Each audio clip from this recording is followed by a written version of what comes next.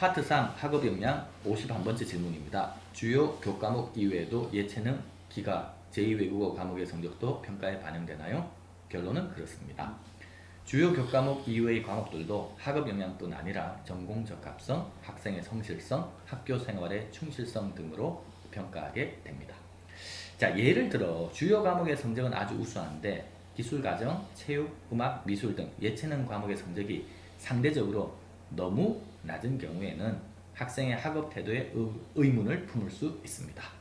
자신에게 유리한 과목만 공부하거나 자신의 흥미에 따라 좋아하는 과목만 공부했다고 볼 수 있기 때문에 대학 입학 후에도 이러한 태도가 나타날 수 있다고 평가하게 됩니다.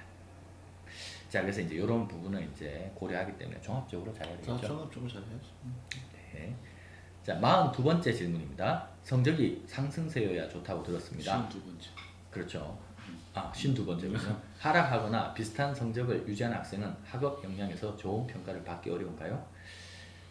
자, 일단 학업 성취도 평가에서 고른 성적을 유지할 수 있다는 믿음을 주는 것은 중요합니다. 그러나 성적이 하락했다 하더라도 평가자가 일시적 성적 하락에 대한 합당한 이유를 찾을 수 있다면 그 상황을 평가에 반영할 수도 있다고 합니다. 그 다음 학업 역량은 평가 시점에서 가장 가까운 시점의 학업 성취도가 지원자의 객관적인 학업을 가장 잘 반영한다고 믿기 때문에 평균적으로 일정한 성적을 보인다면 평가자의 입장에서는 하락하는 추세의 지원자보다는 상승하는 추세의 지원자를 선호할 가능성이 높습니다. 그래서 두 가지네요. 성적이 떨어졌을 때 어떻게 합당한 이유를 댈 수 있느냐. 그 다음 두 번째, 상승세가 좋은 게 맞다. 이렇게 보시면 되겠습니다. 자, 그 다음 이제 53번째인데요. 학업 역량은 오직 내신 등급으로만 평가하나요? 자, 학업 역량에 대한 평가는 탐구 의지, 학습 태도, 열정과 같은 것도 이 평가 요소에 들어가다 보니까요. 종합적으로 평가하게 됩니다. 그래서 기본적으로 학업 성취도라는 양적인 평가는요. 석차 등급 원점수를 활용해서 평가하는 것이고요. 그 다음 이 외에도 탐구 능력이라는 것이 있어서요.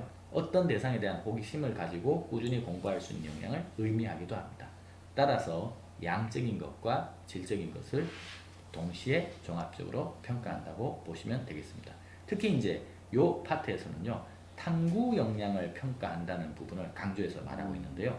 교과 시간에 수업 내용에 대해 연계적 질문이나 새로운 문제 해결 방법을 찾고자 노력했는지 또는 자신의 진로와 관련하여 어떤 수업을 수강하였고 수업에서 이루어지는 다양한 탐구 활동에 자발적으로 참여했는지 끝으로 수업에서 가진 궁금증을 풀어보고 싶거나 자신의 역량을 기르기 위해 학교의 어떤 프로그램에 참여했는지를 종합적으로 판단한다고 합니다.